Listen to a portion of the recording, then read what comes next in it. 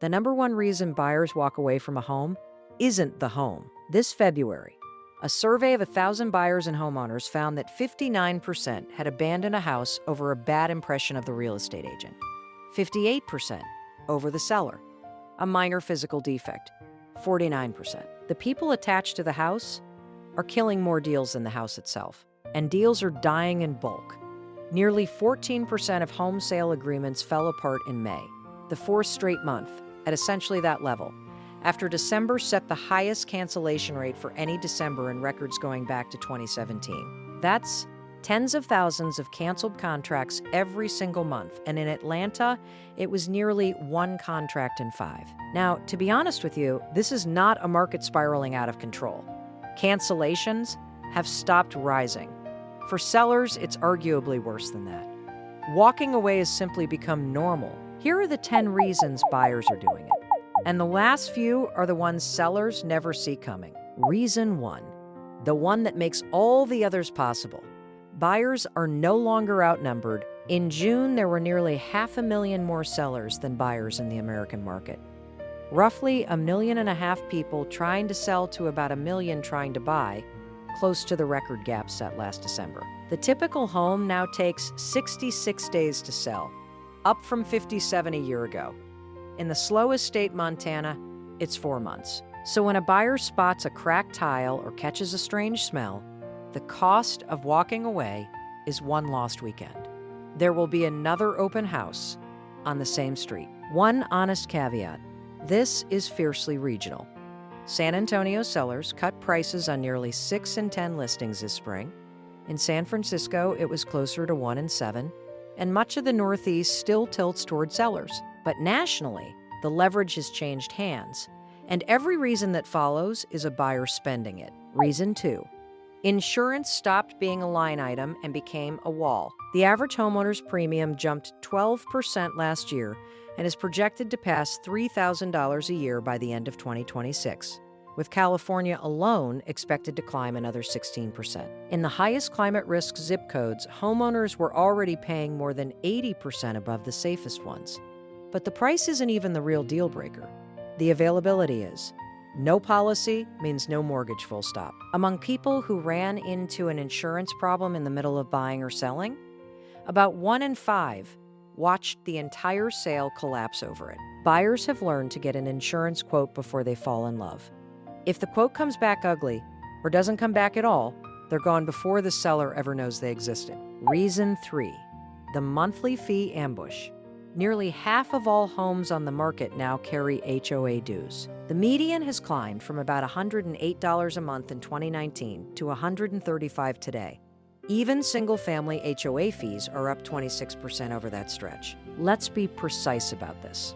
1, buyers are not rejecting HOAs as a concept. HOA communities keep growing.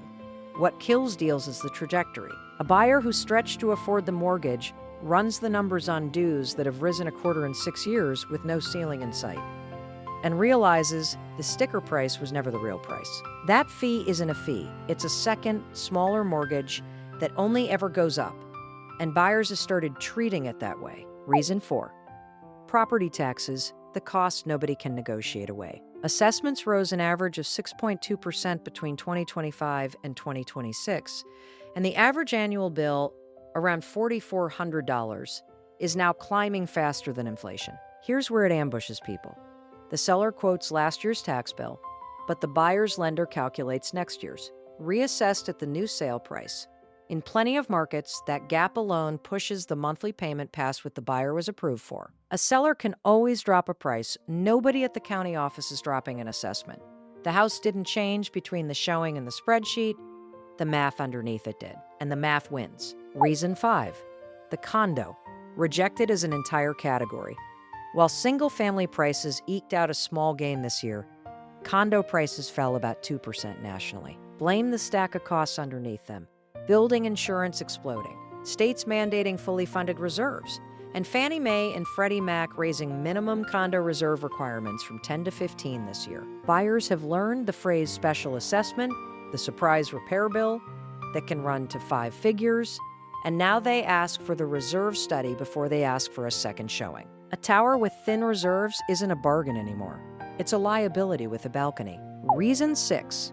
The fixer-upper is dead as a dream. Zillow's most recent analysis of more than 2 million listings found remodeled homes sell for nearly 4% above expectations, about $13,000 on a typical home, the single highest premium of all 359 listing keywords they tested. Fixer-uppers, meanwhile, sell about 7% below comparable homes. And no wonder more than a quarter of listings now lean on the word renovated. 3/4 of buyers name fear of costly repairs as an outright deal breaker. With contractors expensive, timelines unpredictable, and every dollar already stretched by the rate, good bones has become a warning label instead of a selling point. Buyers will genuinely pay extra for the privilege of never meeting a contractor. Reason 7. The inspection report became an exit ramp. In hotter years, buyers swallowed a tired roof or a cracked slab because losing the house was the greater pain. Now, sellers are conceding at record rates. Just over 46% gave concessions in May, the highest ever recorded for that month, and nearly 1 in 6 sales involved both a price cut and a concession on top of it. So when the inspector finds something real, the buyer is holding a document that says, renegotiate or I walk, and either way I come out fine. A bad roof used to be a problem to solve.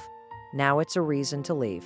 Some listing agents have started paying for their own pre-listing inspections just to diffuse the surprise before it detonates inside a contract. Reason 8. The builder down the road is poaching your buyer. 64% of builders are offering incentives, and 37% have cut prices. In some Austin starter home communities, buying mortgage rates down to 3.25% for 5 years, while the going rate sits near 6.5%. The result is a genuine reversal.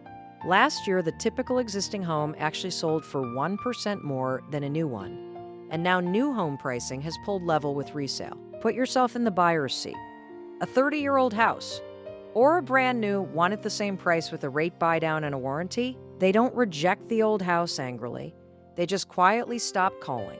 Reason 9, lease solar panels. Not solar, lease solar. A buyer inheriting a lease has to credit qualify for a contract that can run 20 to 25 years, stacked on top of the mortgage they're already qualifying for. And the transfer paperwork adds 7 to 10 business days to closing. Agents report buyers filtering these listings out before they ever book a tour, or demanding the seller buy out the lease entirely as a condition of the deal. The panels were sold to the homeowner as an upgrade. On the closing table, they behave like a second lien with its own credit check. Reason 10. The nose decides before the brain does. Remember, a quarter of buyers know their answer within 10 minutes of walking in. In that same February survey, 89% called a mold smell an immediate turnoff. 77% said uneven floors. 73% a busy road out front. And when the survey asked what buyers can't live without, the answers were just as primal. Outdoor space, central air, a quiet street, natural light, not granite, not square footage. None of this appears in a spreadsheet, and almost none of it gets said out loud. The buyer smiles, thanks the agent, compliments the light, and rejects the house and the car. In a market with this much choice, the first 10 minutes aren't a first impression. They're the entire verdict. Here's the thing about this list. Almost none of it is new. Insurance was already climbing in 2021, HOA dues were rising, floors were just as uneven, and plenty of houses had leased panels on the roof. And buyers waived inspections and bid $50,000 over asking anyway. So what actually changed? Not the buyers, and mostly not the houses. The alternative changed. When the alternative to saying yes was losing to a dozen other offers, every one of these flaws was survivable.